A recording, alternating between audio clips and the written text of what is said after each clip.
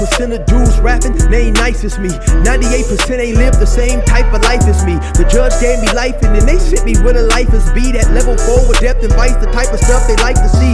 Two choices, fight or flee. I refuse to die a chump. I never been a mark, but damn, it's scary when that riot jump. I seen dudes cry, get pumped, and some sexually brutalized. Knew a dude who lost his life and he was only doing 5 year-long racial fights when homie all you do is ride. Lonely days and nights up in a hole causing suicide. From the moment you arrive, you see the Mexican mafia, AB skinheads with big giant swastikas, pro-black philosophers, the BGF, the Kumi, and Muslims who will murk you from the nation to the Sunni. That MS was loony, quick to ride up on they rival. Even Christians went to church, hide knives up in a Bible. Political and tribal, the Crips and Damus, the Long Beach, the Hubs and the Dubs and the Grooves, the IE, the Bakersfield, the Dago Pyrus, the hustlers quick to roll, the gangsters don't move. Whatever click you say. What's good?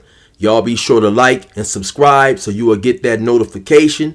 So I'll pop right back up like I'm on a parole violation. Now, if you're new to my page, in 1994, I got convicted. I got sentenced to 16 years plus life, and I served 24 years straight in the California prison system. Yeah, that's me gassing right there on the intro. And if you want to get that song, it's available on a 10-song EP. You can get it on digital download, or if you old school like me, you can get it on the CD, man. Hit me up on my email at 16tolifemusic@gmail.com, or you can send me your DM on Instagram at 16tolife, 16DALIFE, Cash App, or Zelle me $20, and you can get that CD, man. Digital download. I get it right to you. Now, let's hop right up into this story, man. So, right now, this is a story that I'm going to do about something that I just seen recently, man, on this guy by the name of Tyler Yates. This dude right here has been accused of killing 3 people in the same prison, a prison that goes by the name of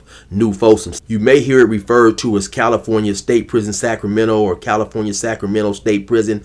Out here in California, the convicts refer to it as New Folsom. He's a white convict. His name is Taylor Yates, and I call him Taylor the Terror because this dude obviously is not playing no games. So let me show you guys a quick news clip on what they allege is his latest unaliving. The California Department of Corrections is now investigating the death of an inmate at California State Prison Sacramento as a homicide. The death was first reported just after 6 this morning at that prison in Folsom.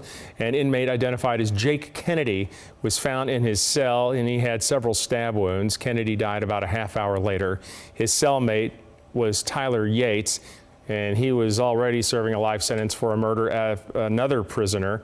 A weapon was found in the cell. Yates is in restricted housing right now, pending the investigation in this case. So I'm going to try to give you guys a rundown on all this information. Stay with me. It's a bit confusing at times. And like I said, man, this dude is no joke. Now, of course, I don't know this individual personally. I seen this on a news story. I gathered some information, and I thought this dude was a real live beast, man. So, like I said, I did a little research, and I'm going to try to bring you guys the information as I understand it right now.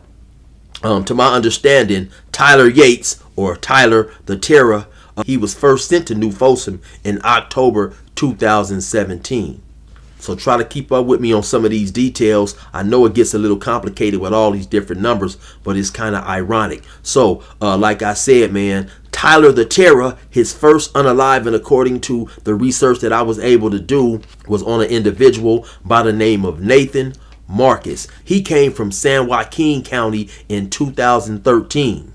So in February of 2022, Tyler the Terror, along with another individual by the name of Gregory Roach, who also happened to be from San Diego and had similar charges to Tyler the Terror minus the burglary. He had 12 years for an assault likely to cause great bodily injury. So that day in general population on the yard, Tyler the Terror and Gregory Roach, it was alleged by CDC, stabbed and unalived Nathan Marcus. 2 weapons was found on the yard, and they were sent to the hole, or also what's known as the restrictive housing unit. Now fast forward to February the 2nd, 2024, Tyler the Terror was given life with the possibility of parole for that first unaliving of Nathan Marcus.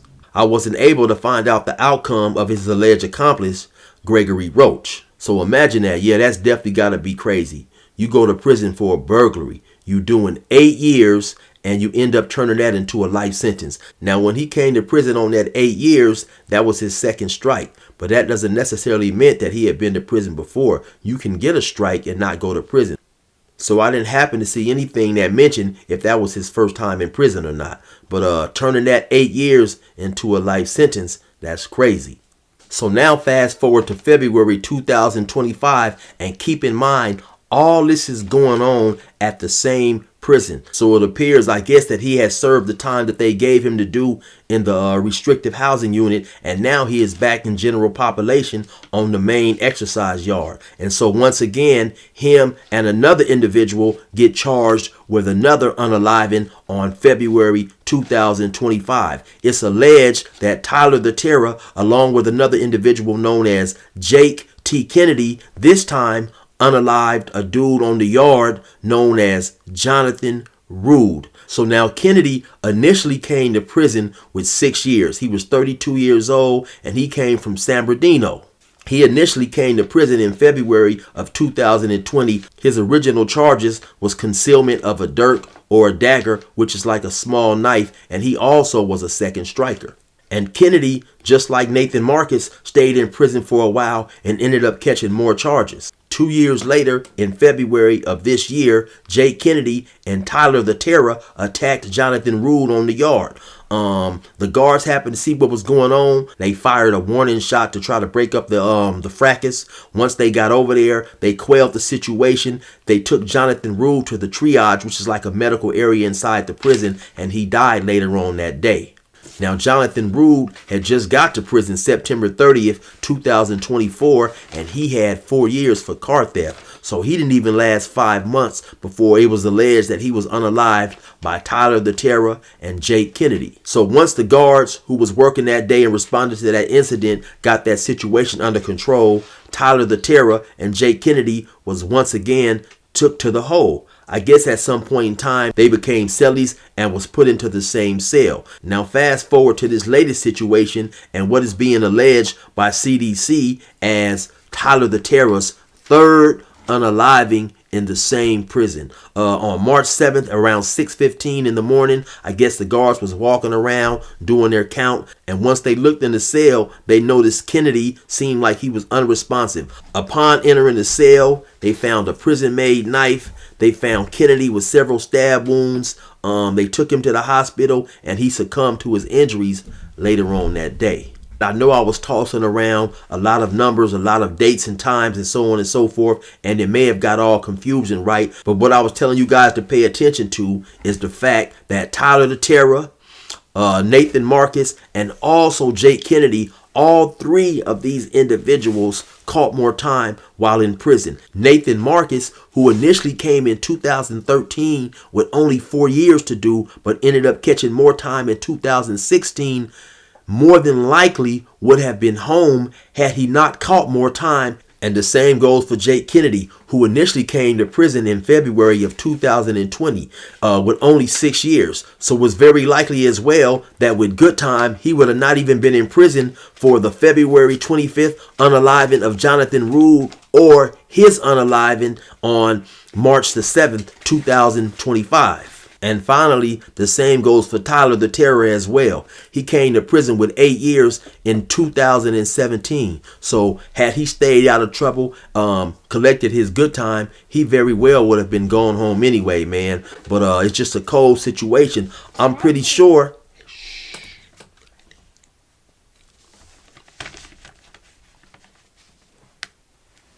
And it definitely just goes to show that how you can come to prison and get caught up in a lot of things that you didn't expect. Now, with all the things that those individuals who was involved in this story was charged with, there would be nothing that would make a person think that, okay, these dudes are violent men. You had a couple of them who was charged with assault that was likely to cause great bodily injury, but it doesn't appear that any weapons was used.